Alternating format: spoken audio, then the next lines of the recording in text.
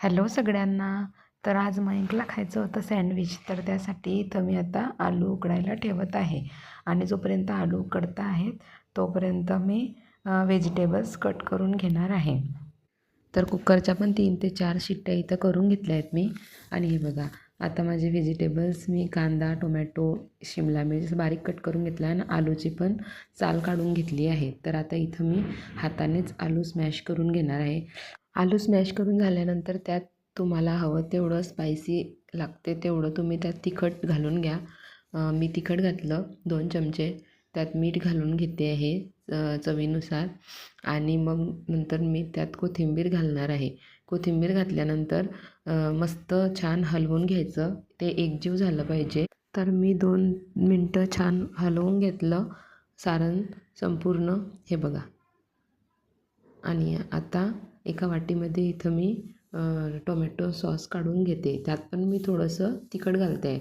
तुम्ही स्किप पण करू शकता, कारण की ज्यांना स्पायसी आवडत नाही ना, ते नुसतं टोमॅटो केचप यूज करू शकतात. आणि इकडे मी व्हेजिटेबल्स कट केलेले आहे ना, ते सगळे मी छान एकत्र करून घेतले. आणि मग नंतर गॅसवरती तवा ठेवून दिला. तर चला आता मी सँडविच बनवून घेते.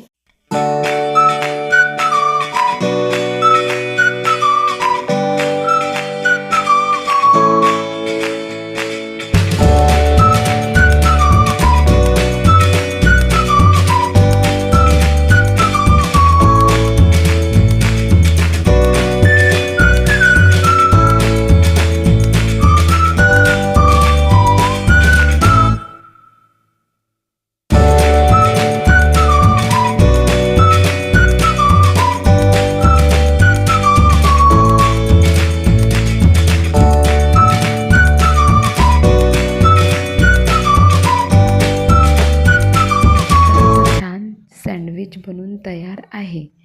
खूप छान लागते. तुम्ही पण नक्की ट्राय करा.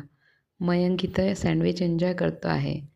तर आज एवढंच. बस, सगळ्यांना बाय.